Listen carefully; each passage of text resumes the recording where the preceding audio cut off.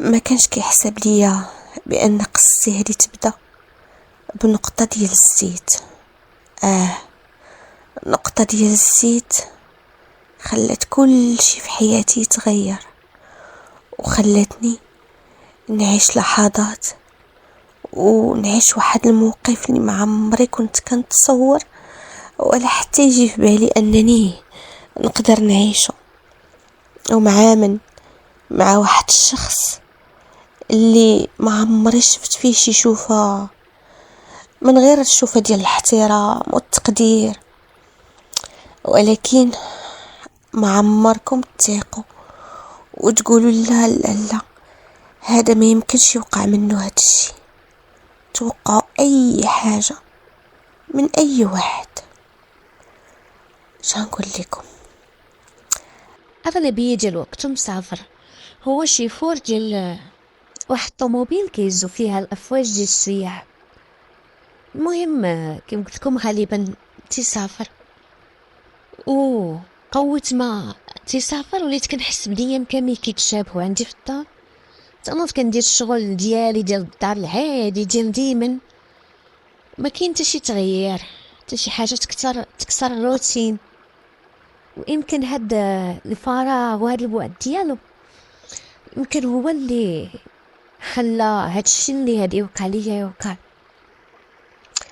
ولا يمكن غير لقيتها سبه. وانا اصلا كنت مضروره وكنت عطشانه وخاصني غير معامل. ما نقدرش نقول لكم علاش، ولكن هادشي اللي وقع بدل لي حياتي في مره.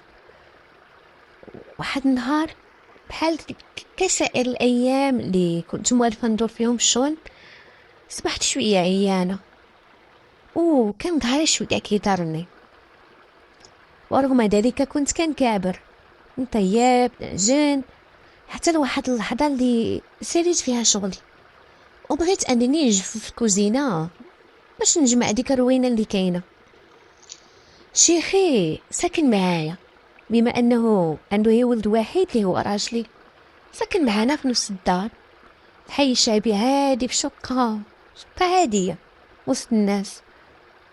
ايوا كان تيخليني معاه.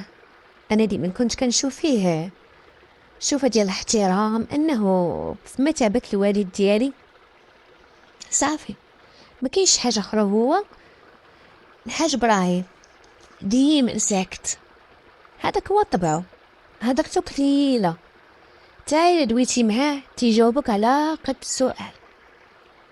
ولكن كيف تيقولوا دوز على الواد الهرهوري وترش على الواد السكوتي. هادشي اللي وقع ليا معاه. طلع ناضي، طلع ما سهلش. ايوا ملي شافني بحال هكا كنتقاتل كنجفف، قال لي مالك يا بنتي زهره شتك اليوم عيانه ماشي بحال عوايد. قلت لي لا والو يا عمي، راه غير واحد الظهر ما شكيت عليك تضرني وبحال متوقف. اليوم اصبحت عيانه ولكن ما حدي كندور الشغل، وانا كنزيد نتضر، وقلت نسالي يسرب عليا هادشي باش نمشي غير نتكا. قال لي شوفي يا بنتي، حتى داك الشيء حطيه الجفاف ما يهربش، كساليتي شغالك واجي انا عندي لك الدواء. قلت له شنو عمي؟ قال لي عندي واحد الزيت دير فيها شي عشوب نخليهم في قريعه، كون ما كيضرنيش لي هكا ولا كتفي هكا سندهن منهم كيجيب الله التيسير وكنحس بالراحه. قلت له ماشي مشكله عمي عطيني انا ندهن. قال لي كديري دهني انت ظهرك كديري ليها وما كاينش حتى افضل اللي يدهن لك. ايوا قلت لي شنو ندير بناقص؟ قال لي لا انا موجود، انا فين مشيت؟ علاش مالي انا براني؟ قلت له لا عمي وحشومه. قال لي شوفي، كاين لا حشومه لا والو، غتبقاي بحويجاتك، انا ندير زويته نخشي يدي ندهلك والصلاه على النبي يجيب الله تيسر تولي على خير. واش تعيش؟ قلت مالو براني؟ هذا راه شيخي. قلت لي واخا.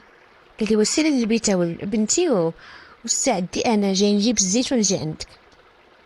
مشى يجيب الزيت وانا صافي بقيت جالسه هكا على اساس راه هادي يدهن ليا وانا جالسه. جا قال لي ماكي جالسه بنتي؟ قلت له شنو جالسه؟ باش دهن ليا ظهري عاطيها زعما بظهرها باش يدعوني، كندير لا، خاصك تكاي على كرشك كي